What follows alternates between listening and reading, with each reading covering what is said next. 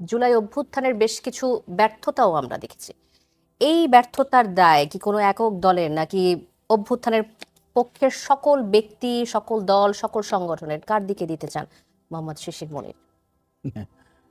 এটা আসলে সুনির্দিষ্টভাবে কাউকে দোষারোপ করার বিষয় না। বিষয়টা হলো কি কমিটমেন্ট ছিল আর কি হচ্ছে, এটা অ্যানালাইসিস করার বিষয়। যেমন ধরুন, আমরা ছিলাম জাতীয় ঐকমত্য কমিশনে, অনেক আলাপ আলোচনা হয়েছে। এই বইটা তখন লেখা হয়েছিল, এর ভিতরে সব লেখা আছে কি আলোচনা হয়েছে, কোন এজেন্ডায় আলোচনা করেছিলাম আমরা, কার কোন জায়গায় দ্বিমত ছিল, কোন জায়গায় ডিসেন্টিং ছিল, সব এখানে বিধিবদ্ধ আছে। সুতরাং কেউ এখান থেকে সরতে পারবে না। বায়বীয় আলোচনা হয় নাই, সুনির্দিষ্ট এজেন্ডা ধরে আলোচনা হয়েছে।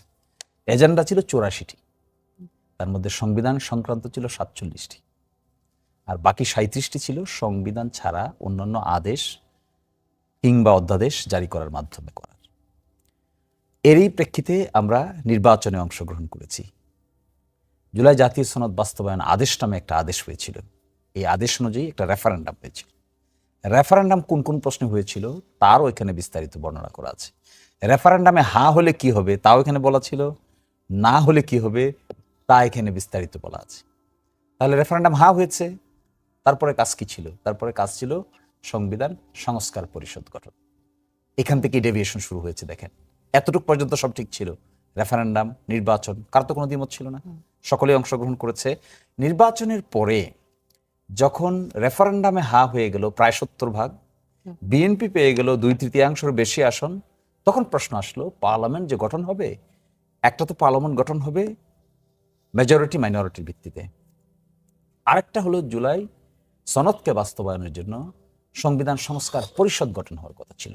BNP for the first time সংবিধান সংস্কার পরিষদের শপথ নিতে ডিক্লাইন করল, নিল না। ক্রাইসিস স্টার্ট হলো। কিন্তু যদি তারা নিতেন শপথ, আর সংবিধান সংস্কারের এই যে কথাগুলো এখানে থাকে, আজকে 4 মাসের সময় পার হওয়ার কথা না। কথা ছিল যে এইভাবে 180 দিনের মধ্যে সংবিধান সংস্কার পরিষদ তার কাজ শেষ করে ফেলবে, করে সেটা বিলুপ্ত হয়ে যাবে। বিলুপ্ত হয়ে গিয়ে বাংলাদেশের পার্লামেন্টটা ভেঙে 2 ভাগ হয়ে যাবে। একটা হয়ে যাবে উচ্চকক্ষ, একটা হয়ে যাবে নিম্নকক্ষ। উচ্চকক্ষের সদস্য সংখ্যা হবে 100 জন, আর নিম্নকক্ষের সদস্য সংখ্যা হবে 300 জন, এবং তার সঙ্গে নারী আসন সহ 350 জন। এই যে একটা স্ট্রাকচারাল ডিজাইন করে নির্বাচন করা হলো, গণভোট করা হলো, রেজাল্টের পরে শপথ না নেওয়ার কথা বলে বিএনপি এটার ভায়োলেশন স্টার্ট করলো, অনাস্থা তৈরি হলো, চিট ফিল করা শুরু হলো, এক একজন এক এক মন্তব্য করা শুরু হলো। তারা বললেন এটা আইনে নাই, বিএনপি বললেন এটা আইনে নাই, সংবিধান নাই, তাহলে আমরা এটা করব না। তাহলে নির্বাচনের আগে বলা উচিত ছিল। এখানে যখন তারা একমত পোষণ করেন তার আগে বলা উচিত ছিল। জুলাই যখন বাস্তবায়ন আদেশ জারি হয় তখনই বলা উচিত ছিল যে এটা আমাদের সাথে একমত না। আরো আশ্চর্যজনক হবেন, আমরা সকলেই ছিলাম তো, বিএনপি কিন্তু প্রস্তাব করেছিল যে রেফারেন্ডাম যে দেয়া হবে, গণভোট যে দেয়া হবে, এর প্রস্তাবকারী কিন্তু বিএনপি। আমরা এখানে যারা আছি আমরা তো আই উইটনেস, আমরা সরাসরি, এগুলো রেকর্ড আছে, আপনার ভিডিওতে রেকর্ড আছে, এখন আপনি বাজাতে পারবেন। তো যে রেফারেন্ডাম আপনি প্রস্তাব করলেন, এখন রেফারেন্ডামের রেজাল্ট মানছেন না কেন? এই যে রেফারেন্ডামের রেজাল্ট আপনি না মেনে 70% মানুষের হা ভোটের বিষয়টাকে আপনি ইগনোর করছেন, এটা খুব ডেঞ্জারাস প্রপোজিশন। আপনি আগেও মন্তব্য করেছেন কি বাংলাদেশে ইলেকশন নাই, 18তে ইলেকশন হয় নাই, 14তে ইলেকশন হয় নাই, 24-এ ইলেকশন হয় নাই। তো রেফারেন্ডামে তো ইলেকশন হয়েছে, আপনি ইলেকশন রেজাল্ট মানেন না কেন? ওনারা ইলেকশন করেন নাই, পার্লামেন্ট গঠন করেছেন, এই তো এলিগেশন। একজনের ভোট আরেকজন দিয়েছে, দিনের ভোট রাতে দিয়েছে, তারপরে ভোট হয় নাই কিন্তু সকলকেই ইলেক্টেড ঘোষণা করে দেওয়া হয়েছে। That was A not duly constituted parliament. তাহলে ডিউলি যে রেফারেন্ডাম হলো, এটা রেজাল্ট যদি আপনি না মানেন, আপনাকে কি বলা হবে? আচ্ছা, আপনি ক্রাইসিসটা বলছেন যে সংবিধান সংস্কার পরিষদ থেকেই ক্রাইসিসটা শুরু হয়েছে, ওখান থেকেই আসলে মতের যে মিল না হওয়া সেটি শুরু হয়েছে। ঐক্যমত্য কমিশন আমরা দেখেছি, সেখানেও কিন্তু আমরা অনেক চেষ্টা বা আকাঙ্ক্ষা ছিল যে সব দলের ঐক্যমত্য দেখবো, সেখানেও সম্ভব হয়নি। তো সেটা কি সূত্রপাত ঐক্যমত্য কমিশন থেকে শুরু হয়েছিল, নাকি আপনার মতে এই সংবিধান সংস্কার পরিষদের শপথ না নেওয়া থেকেই আসলে ঐক্যমত না হওয়া? ঐক্যমত্য কমিশনে যে কিছু দ্বিমত ভিন্নমত ছিল সবই তো এখানে লেখা আছে। এটা তো আপনি এখন রিসার্চ করলে every line you can understand, I can understand, we can understand, anyone can read this. আচ্ছা, ওই মতদ্বৈততা সত্ত্বেও তো আমরা সকলেই স্বাক্ষর করেছি। মতদ্বৈততার পার্টটাকে আপনি সাইডে রাখেন, রেখে গণভোট হয়েছে। গণভোটে কি মতদ্বৈততা ছিল? কেউ মতদ্বৈততা করেছে গণভোটে? তাহলে রেফারেন্ডামে কেউ মতদ্বৈততা করেনি। তাহলে রেফারেন্ডামের রেজাল্টের সঙ্গে মতদ্বৈততা হবে কেন? রেফারেন্ডামের রেজাল্টের পরে কি হবে সেটা এখানে স্পষ্ট করে বলে দেওয়া হচ্ছে। যদি এরকম হলে কি হবে দেখেন স্পষ্টভাবে, এখানে তো লুকানো ছাপানোর কিছু নাই। গণভোটে উপস্থাপিত প্রশ্নের উত্তরে প্রদত্ত সংখ্যাগরিষ্ঠ ভোট হ্রাসসূচক হইলে কি হবে? এই আদেশ জারির অব্যাহত পর অনুষ্ঠিতব্য জাতীয় সংসদের সাধারণ নির্বাচনে নির্বাচিত প্রতিনিধিদের সমন্বয়ে একটি সংবিধান সংস্কার পরিষদ গঠিত হইবে এবং সংবিধান সংস্কার বিষয়ে সকল ক্ষমতা প্রয়োগ করিতে পারিবে। এরা কি করবে? একই সাথে জাতীয় সংসদের সদস্য হিসেবে এবং এই আদেশের অনুসারে সংবিধান সংস্কার পরিষদের সদস্য হিসেবে দায়িত্ব পালন করবেন। অর্থাৎ এখনকার যে পার্লামেন্ট মেম্বার তারা দুটো দায়িত্ব পালন করবেন। তাহলে এই জায়গা থেকেই এই রেজাল্ট আপনি গণভোট করেছেন, একমত হয়েছেন, প্রপাগান্ডা করেছেন, সকলেই প্রচার করেছেন, রেজাল্ট মেনে কি হবে তার মানছেন না। আমার বিবেচনায় এইটাই ক্রাইসিসটাকে অধিকতর ঘনীভূত করেছে। জি, ধন্যবাদ। আবার আসবো আপনার কাছে মোহাম্মদ শিশির মনে। হাসনাত কাইয়ুম আপনার কাছে আসতে চাই। এতক্ষণ আলোচনাটা শুনছিলেন যে জুলাই অভ্যুত্থানের 2 বছর পূর্তি হতে চলছে এবং এরই মধ্যে আমাদের দেশের মানুষ যে আকাঙ্ক্ষা নিয়ে বসেছিল সেই আকাঙ্ক্ষার আসলে কতটা বাস্তবায়ন হয়েছে এই বিশ্লেষণ আপনার কাছ থেকে শুনতে চাই। এবং সেই সাথে আসলে 2 দলের মতের অমিল থাকার পরও নতুন সরকার গঠিত হয়েছে, বিরোধী দল সংসদে আসছে, তারা সমালোচনা করছে এবং সরকারি দল বিভিন্ন কার্যক্রম গ্রহণ করছে। এমন অবস্থাতে জুলাই অভ্যুত্থানের এই যে 2 বছর পূর্তি হওয়া পর্যন্ত বা হতে যাচ্ছে যে এর মধ্যে সেই বাস্তবায়ন হওয়ার প্রচেষ্টা আপনি কেমন দেখেন সরকারের মধ্যে? জুলাইয়ের যে আকাঙ্ক্ষা সেটি বাস্তবায়ন করার কোনো ঘাটতি আপনি দেখেন কিনা সরকারের মধ্যে? প্রশ্ন রাখছি। ধন্যবাদ আপনাকে এবং যারা শুনছেন। শিশির তো আসলে বিস্তারিত একটা দিক বলছেন। আমরা আসলে ছিলাম পুরো প্রক্রিয়াটার মধ্যেই ছিলাম, এর আগের আন্দোলনে ছিলাম। রাষ্ট্রের সংস্কার করার জন্য কি কি হইতে পারে, যে একই সাথে নির্বাচনটা হওয়া, এটা আমরা অনেক আগে থেকে বাংলাদেশে এই ধারণাটা, এটা আমাদের নিজেদের সৃষ্ট কোনো ধারণা না। এটা 69-এর অভ্যুত্থানের পরে 70-এর যে নির্বাচন, সেই নির্বাচনে এখানকার মানুষ এরকমের একটা অভিজ্ঞতা অর্জন করছিল। 70 সালে যে নির্বাচন হয়েছিল, এই নির্বাচনে যারা এমএনএ ছিলেন, মানে 70 সালের নির্বাচনের 2টা জায়গা ছিল, একটা প্রভিন্সিয়াল অ্যাসেম্বলি ছিল আর একটা ন্যাশনাল অ্যাসেম্বলি ছিল। ন্যাশনাল অ্যাসেম্বলিতে যারা বসবেন তাদের বলা ছিল যে তারা প্রথমে গণপরিষদ সদস্য হিসেবে কাজ করবেন, 120 দিনের মধ্যে তারা সংবিধান বানাবেন এবং তারপরে এই সংবিধানের অনুযায়ী তারা দেশ চালাবেন। বাংলাদেশে এই অভ্যুত্থানের পরে আমরা যেটা দেখি যে রাজনৈতিক দলগুলির মধ্যে, আমরা আগে থেকে এটা টের পাচ্ছিলাম যে রাজনৈতিক দলগুলির মধ্যে ধরেন নানা কারণে অভিজ্ঞতা আছে, তিক্ত অভিজ্ঞতা, যে আসলে কেউ নির্বাচিত হয়ে ক্ষমতায় যাওয়ার পরে আন্দোলনের সময়ের যে সমস্ত অঙ্গীকার থাকে সেগুলি বাস্তবায়ন হয় না। বাংলাদেশে যে আলাপটা আসছিল যে যদি আমরা চাইছিলাম, প্রথম দিকে আমরা বলছিলাম যে আগে সংস্কার পরিষদের নির্বাচন হবে, সংস্কার পরিষদ নির্বাচিত হয়ে তারপরে তারা সংবিধানের সংস্কার করবে, করার পরে আসলে একটা নির্বাচন হবে এবং সেই নির্বাচনে যারা জিতে আসবে তারা এই সংস্কারকৃত সংবিধান অনুযায়ী দেশ চালাবে। কিন্তু এইটাতে তখন পরিস্থিতিটা এরকম দাঁড়াইলো যে মনে করা হচ্ছিল যে এই নির্বাচনটা পিছিয়ে দেওয়ার চেষ্টা করা হচ্ছে, নির্বাচন এগুলি হচ্ছে ডিলে করানোর একটা পায়তারা। সেই দিক থেকে আমরা সবাই যারা ছিলাম, আমরা এটার একটা আসলে একটা সমাধানের জন্য এক ধরনের একটা ফর্মুলার মধ্যে আসে এবং এটা শিশির রাইটলি বলেছেন যে তখন আসলে এই গণভোটের যে প্রস্তাব, এটা হচ্ছে আসলে বিএনপির দিক থেকে আসে, এমনকি উচ্চকক্ষের প্রস্তাব, এটা বিএনপির প্রস্তাব। তো সেইখান থেকে ধরেন এই প্রস্তাবগুলির ভিত্তিতে যে পরিস্থিতিটা হইল, এই নির্বাচন হইল এবং নির্বাচনের পরে যে ধরেন তারা সংস্কার পরিষদ হিসেবে কাজ করতে যে তারা অস্বীকার করলো কিংবা শপথ নিতে অস্বীকার করলো, এইটা কিন্তু ওইখানে আর থাকে না। এরপরে এটার তারা সংসদে এক ধরনের ব্যাখ্যা দেওয়ার চেষ্টা করছে। প্রথম দিকে তারা বলছে এগুলি সংবিধান অনুযায়ী চলে না, এই নির্বাচন সংবিধান অনুযায়ী নাই, গণভোটের এরকম অধিকার থাকতে পারে না, ইত্যাদি অনেক আলাপ হয়েছে। আলটিমেটলি আসলে যে প্রিন্স ভাই আসছে তাহলে তার জন্য ভালো হয়। আলটিমেটলি সংসদে তারা যেটা বললেন, তারা বললেন যে আসলে আমাদের কাছে মনে হয়েছিল যে আমরা যদি এই গণভোট নিয়ে আসলে ভিন্নমত করি তাহলেই নির্বাচনটা হবে না, এবং এই নির্বাচনটা যাতে হয় সেই জন্য আমরা আসলে এটা মেনে নিছি, আমরা তখন আপত্তি করিনি। আচ্ছা, এইটা হচ্ছে পরবর্তীতে সংস্কার পরিষদের শপথ নেয়নি কারণ তাদের আপত্তি আগে থেকেই ছিল।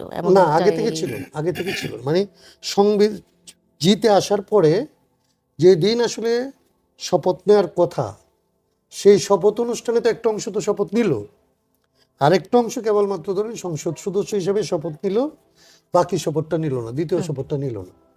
এবং এটা নিয়ে যখন আসলে পরিস্থিতিটা এরকম ঘোলাটে আলাপ আলোচনা হচ্ছে, বিভিন্নভাবে প্রশ্ন উঠতেছে, তখন আসলে সংসদেই আমাদের যিনি স্বরাষ্ট্রমন্ত্রীর দায়িত্ব পাইলেন তিনি কিন্তু এটা বললেন যে আমরা এই যে তখন আসলে গণভোটের বিরোধিতা করি নাই, এটা করি নাই এই কারণে যে যদি আমরা তখন আমাদের বিরোধের কথাগুলি বলতাম তাহলে এই নির্বাচনটা হতো না বলে আমাদের বিশ্বাস, সেই জন্য আমরা এটা মেনে নিছি। এইটা হচ্ছে বাংলাদেশের রাজনীতির ইতিহাসে একদমই প্রথম একটা ঘটনা। নির্বাচন না করে ক্ষমতায় থাকা আছে, নির্বাচনের নামে প্রহসনের ব্যাপার আছে, কিন্তু নির্বাচন হয়েছে এবং সেই নির্বাচনের ফলাফল কেউ মানে নাই। যারা আগে বলছে যে আমরা এটা মানি, আমরা এটা চাই, এবং তাদের দলের চেয়ারম্যান ধরেন গণভোটের পক্ষে কথা বলছে, দলের মহাসচিব গণভোটের পক্ষে কথা বলছে, এবং এই গণভোটের আইন অনেক আগে আসলে পাশ হয়েছে, সেই আইন তারা দেখছেন, সেই আইন তারা পড়ছেন, এবং সেই আইন অনুযায়ী ব্যালট হচ্ছে, নির্বাচন কমিশন সে অনুযায়ী আসলে যে নির্বাচনটাকে সেভাবে সাজাচ্ছেন, এর সবই তো তাদের চোখের সামনে হচ্ছে। তখন তারা বলেনি। কেন বলেনি? তারা ব্যাখ্যা দিয়ে বললেন যে আমরা মনে করছি এইখানে বাধা দিলে আসলে নির্বাচনটা হবে না। আচ্ছা। এটাই হচ্ছে ওনাদের জিস্ট। এইটা অ্যাডমিটেড যে তারা এই অজুহাতে আজকে সংস্কারের যেই জায়গাগুলির মধ্যে একটা লিখিত কিংবা আসলে ঐকমত্যের যে লিখিত ডকুমেন্ট হয়েছিল, সেই ডকুমেন্টের ব্যাপারে পরবর্তীতে তারা আসলে তাদের আপত্তিগুলির কথা তুললেন। জি তাতে আমি যেটা বলতে চাই, যে কথাটা বলে আমি শেষ করি, মানে আপনার জি। সুবিধা। তাতে এখন পর্যন্ত এই যে 24 মাস হইতে যাইতেছে, আমরা 5 তারিখে এই অভ্যুত্থানের 2 বছর পূর্তি করব, কিন্তু পুরো বিষয়টা আসলে এর উল্টা পথে হাঁটা শুরু হয়েছে। এবং সংসদ এটা ধরেন অনেকগুলো আইন যেগুলো অধ্যাদেশ আকারে ছিল, যেটা 47টার বাইরে যেগুলিকে আইন করা হয়েছিল, যেমন ধরেন গুম কমিশন, মানবাধিকার কমিশন, দুর্নীতি দমন কমিশন, তারপরে টেলিকমিউনিকেশনের ধরেন 97 ধারা, বিচার বিভাগ যেগুলিতে বিচার বিভাগের ধরেন পৃথকীকরণ, এই জায়গাগুলি, কিংবা আসলে স্থানীয় সরকারের এই যে ক্ষমতা কেড়ে নেওয়ার এবং প্রশাসক বসানোর ব্যবস্থা, এইগুলি করার ভেতর দিয়ে আসলে অভ্যুত্থানের যে আকাঙ্ক্ষা ছিল, যে আকাঙ্ক্ষার সাথে আসলে বিএনপি নিজেও এগ্রি করছিল, কিংবা বিএনপি নিজে যেগুলির কথা আগে বলছে 31 দফায়, যেগুলি তার স্পিরিটের সাথে যেগুলি যায়, এগুলির সাথে তারা বাইরে চলে আসলেন এবং তারা বললেন যে এগুলি তারা ভবিষ্যতে ভালো করে করবেন। জি তারা বললেন না যে এটা করবেন না তারা, জি। হাসান কিন্তু কায়ুম, আমরা এই 2 বছরে দেখতেছি যে এটা না হওয়ার এখনো দিকে পর্যন্ত বাংলাদেশ আসছে। বাস্তবায়ন হয়নি। হাসান কায়ুম, আবার আসবো আপনার কাছে। এর মধ্যে যুক্ত হয়েছেন আমাদের সাথে সৈয়দ ইমরান সালে প্রিন্স, যুগ্ম মহাসচিব বিএনপি। স্বাগত আপনাকে করা আলাপে। যে আলোচনাটা এতক্ষণ ধরে হচ্ছিল, আজ 1 জুলাই, 24 জুলাই গণ অভ্যুত্থানের 2 বছর পূর্ত হতে যাচ্ছে। 23 মাস ইতিমধ্যে অতিবাহিত হয়েছে। এর মধ্যে নির্বাচিত সরকার এসেছে, বিএনপি সরকার গঠন করেছে।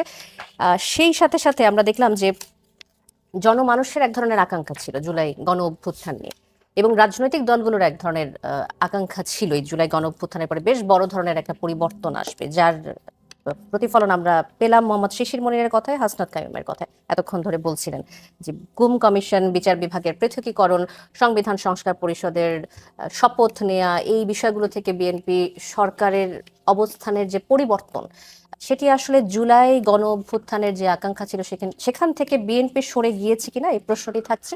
এবং সেই সাথে আরো বেশ কিছু সাধারণ মানুষের যে আশা আকাঙ্ক্ষা ছিল এই জুলাই গণ অভ্যুত্থানের পরে বেশ কিছু পরিবর্তন আসবে, যৌক্তিক সংস্কার আসবে, সেখানে এই মুহূর্ত পর্যন্ত আপনার কি মনে হয় সেটি কি রক্ষা করা সম্ভব হয়েছে কিনা? ধন্যবাদ আজকে শোতে আমাকে আমন্ত্রণ জানানোর জন্য, এবং একই সাথে অ্যাডভোকেট শিশির মনির এবং কায়ুম ভাই তাদেরকেও শুভেচ্ছা জানাচ্ছি, দর্শক শ্রোতাদেরকেও শুভেচ্ছা জানাচ্ছি। তো আজকে আসলেই যেটা বলেছেন যে আপনার গণ অভ্যুত্থানের 2য় বর্ষের দিকে আমরা ধাবিত হচ্ছি। জুলাইয়ের আজকে 1 তারিখ, 5ই আগস্ট যেটা বলা হয় যে 36 জুলাই, সেই 36 জুলাই আমাদের এই গণ অভ্যুত্থানের 2য় বর্ষপূর্তি পালিত হবে। আজকের এই দিনে আমি গভীর শ্রদ্ধার সাথে সেই গণ অভ্যুত্থানে যারা শহীদ হয়েছেন তাদের আত্মার প্রতি গভীর শ্রদ্ধা নিবেদন করছি, এবং যারা আহত হয়েছেন তাদের প্রতি সহমর্মিতা প্রকাশ করছি, এবং যারা সেই লড়াই গণ অভ্যুত্থানে সক্রিয়ভাবে অংশগ্রহণ করছেন তাদের প্রতিও আমার শুভেচ্ছা জানাচ্ছি। তো আজকে আমরা যে কথাগুলো আপনি বলেছেন যে জনমানুষের যে আকাঙ্ক্ষা, জনমানুষের আকাঙ্ক্ষাই বিএনপির আকাঙ্ক্ষা। বিএনপি জনগণের দল, জনগণের পালস বুঝেই বিএনপি রাজনীতি করে, এবং সে কারণেই বিএনপি তখনও যা বলেছিল এখনও তাই বলছে। আমরা কখনোই সেই জুলাই গণ অভ্যুত্থানের স্পিরিট থেকে আমরা সরে আসিনি। এবং জুলাই সেই গণ অভ্যুত্থানের স্পিরিট থেকে যেই জুলাই সনদ রচিত হয়েছিল, যেটা আমরা সংসদের দক্ষিণ প্লাজায় আপনার প্রধান উপদেষ্টা সহ অন্যান্য রাজনৈতিক দল সহ আমরা স্বাক্ষর করেছিলাম, সেই জুলাই সনদকে আমরা ধারণ করি। সেই জুলাই সনদের প্রত্যেকটা অক্ষর, প্রত্যেকটা লাইন আমরা বাস্তবায়নে অঙ্গীকারাবদ্ধ।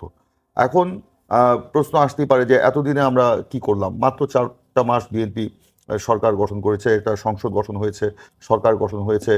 দীর্ঘ 17 বছরের যে জঞ্জাল, সেটাকে আমাদেরকে মুক্ত করতে হচ্ছে, এবং বিশেষ করে অন্তর্বর্তীকালীন সরকারের সময়ও যেই কিছু সমস্যাগুলো তৈরি হয়েছিল, সেগুলোও আমাদেরকে মোকাবেলা করতে হচ্ছে।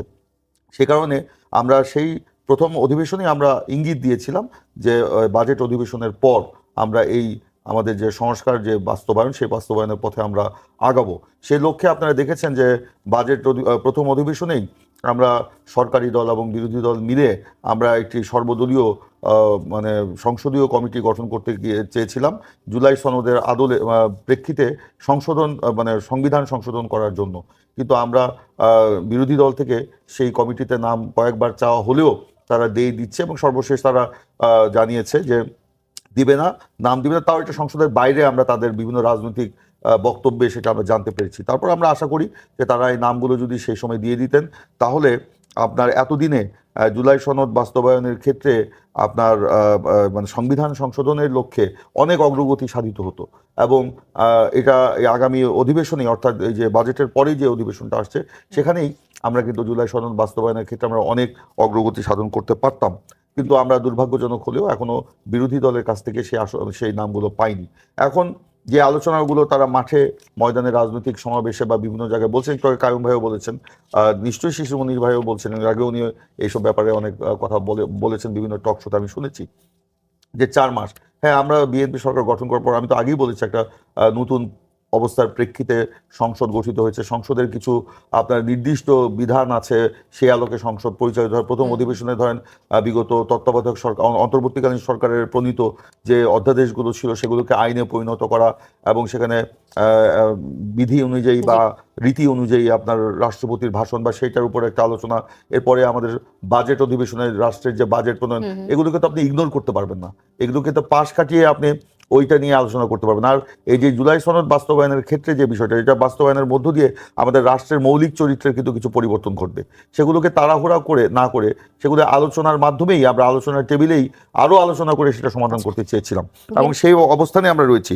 আপনি বলেছেন গুম কমিশন, বিচার বিভাগ, সংস্কার কমিশন ইত্যাদি ইত্যাদি। দেখুন, আমরা সেই অধ্যাদেশগুলো কিন্তু অধিকাংশই আইনে পরিণত করেছি। হ্যাঁ, কয়েকটি আমরা আইনে পরিণত না করে আমরা বলেছি এগুলি অধিকতর আলোচনার জন্য, আমরা অংশীজনদের সাথে আলোচনার জন্য আমরা রেখেছি। এটা আমরা বাস্তবায়ন করব না বা এটা প্রণয়ন করব, নতুনভাবে প্রণয়ন হবে না, তা কিন্তু না।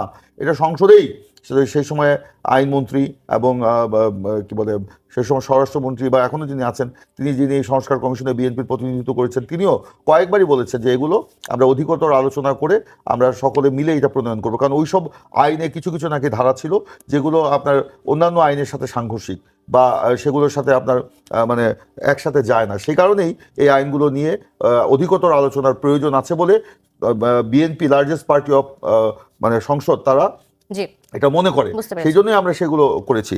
আর এছাড়া যেগুলো কথা হয়েছে যে সংস্কার পরিষদ, সে দেখেন সংস্কার পরিষদের ব্যাপারে আমরা আমাদের বক্তব্য দিয়েছি যে সংস্কার পরিষদের সাথে আমরা কখনোই একমত পোষণ করি নাই, এবং সেই যে ঐকমত্য কমিশনের যে আলোচনা, সেখানেও আমরা এটা দ্বিমত পোষণ করেছি। এবং এই ব্যাপারে সংবিধান সংস্কার পরিষদের ব্যাপারে আমরা সংবিধান সংস্কার পরিষদ না, আমি যেটা বলেছি যে এই কি বলে যেটা নিয়ে আলোচনা হচ্ছে এখানে আমরা সংবিধান সংস্কার পরিষদ সংস্কার পরিষদ নিয়ে, যেহেতু সংবিধান সংস্কারের জন্য একটা আলাদা কমিটি গঠন করা হয়েছে, এবং যেহেতু আপনার এটা নিয়ে আলোচনা হয়েছে, সেটা নিয়ে আমরা আলোচনা করার প্রয়োজন মনে করছি না। আমরা মনে করি যে সেই সংবিধান যে সংশোধন করতে হবে, আপনারা তো একমত হয়েছিলেন সংবিধান সংস্কার পরিষদের বিষয়ে। না, সংবিধান সংস্কার বিষয়ে আমরা একমত পোষণ করি নাই নির্বাচনের আগে। না, আমরা দেখেন, আমরা আপনি 2025 সালের 30শে অক্টোবর আমাদের মহাসচিব মির্জা ফখরুল ইসলাম আলমগীর সে সময় যে একটি স্টেটমেন্ট তিনি যে সংবাদ সম্মেলন করেছেন, সেটার মধ্যে বিস্তারিতভাবে কিন্তু উল্লেখ করা আছে।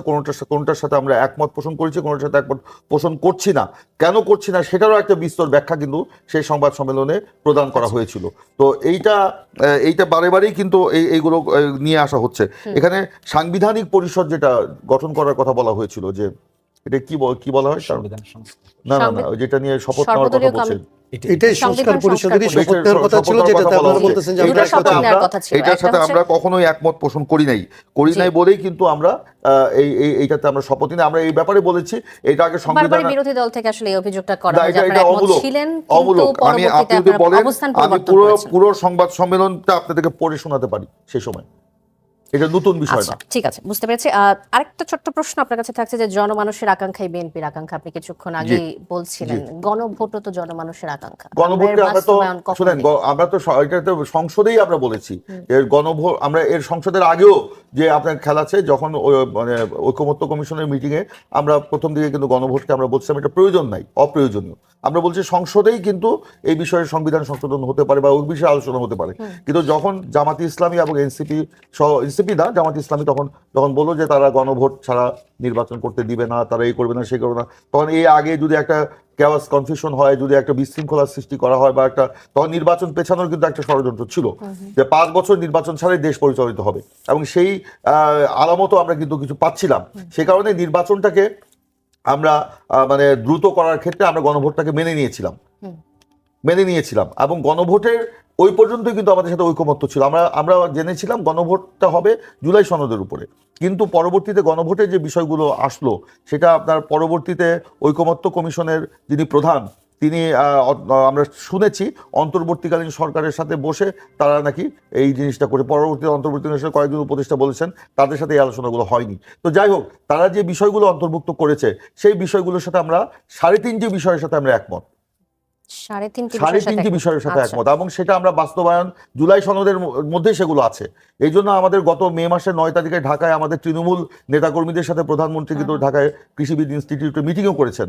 এই যে তখন জামাত এবং এনসিপি তারা যে আপনার মানে তারা বলছে যে বিএনপি জুলাই সনদ মানে না, বাস্তবায়ন করবে না, গণভোট মানে না, বাস্তবায়ন করবে না ইত্যাদি, সেই বিষয়ে আমরা লিফলেটও দিয়েছি সারা বাংলাদেশে আমাদের নেতাকর্মীদেরকে, বুকলেট যে আমাদের লিটারেচার। হ্যাঁ, আমরা বলেছি আমরা এই ব্যাপারে তো বহুবার আপনার সংসদে এই ব্যাপারগুলো নিয়ে আলোচনা হয়েছে, তখনও কিন্তু আলোচনা আমরা বলেছি আমরা 3.5টির সাথে একমত। আমাদের আইনমন্ত্রী নিজে কোর্ট অ্যান্ড আনকোর্ট এই কথাগুলো বলেছেন, এবং সেই মিটিংয়ে তৃণমূল নেতাদের সাথে মিটিংয়ে আইনমন্ত্রী ব্যাখ্যা করে বলেছেন যে আমরা কোনগুলোর সাথে একমত এবং কোনগুলো আমরা বাস্তবায়ন করব। এটা আমাদের ওরিয়েন্টেশন কোর্সের মতো একটা ছিল আমাদের তৃণমূলের নেতা, বিএনপি এবং অঙ্গ সংগঠনের, যাতে আমরা জনগণকে এইগুলো কথা বলতে পারি। সেই অনুযায়ী আমরা কিন্তু মাঠে ময়দানে জনগণের সাথে বিভিন্ন আলাপচারিতায় বিভিন্ন সমাবেশে আমরা কথাগুলো কিন্তু বলছি। তো এগুলো বলে যে বিএনপি করবে না, এগুলো কোনোদিন তো আমরা বলি নাই যে আমরা গণভোটের রায় বাস্তবায়ন করব না, কোনোদিন তো আমরা বলি নাই জুলাই সনদ আমরা বাস্তবায়ন করব না, ধন্যবাদ। আমরা তো কথা বলি নাই। কিন্তু তারা সংসদে আলোচনাগুলো না করে সংসদের বাইরে গিয়ে তারা উত্তেজনাকর বক্তব্য দিচ্ছে জনগণকে বিভ্রান্ত করার জন্য। আরেকটা গণ অভ্যুত্থানের তারা স্বপ্ন দেখায়, আরেকটা আগ্নেয়গিরির স্বপ্ন দেখায়। এগুলো বাংলাদেশের মানুষ গণ অভ্যুত্থানের পরে এখন আর খায় না। বাংলাদেশের মানুষ এখন বেটার লাইফ চায়, বাংলাদেশের মানুষ শান্তি চায়, শৃঙ্খলা চায়, কর্মসংস্থান চায়। বাংলাদেশের মানুষ এখন একটা শিক্ষিত সমাজ চায়, বাংলাদেশের মানুষ একটা সমাজ চায়।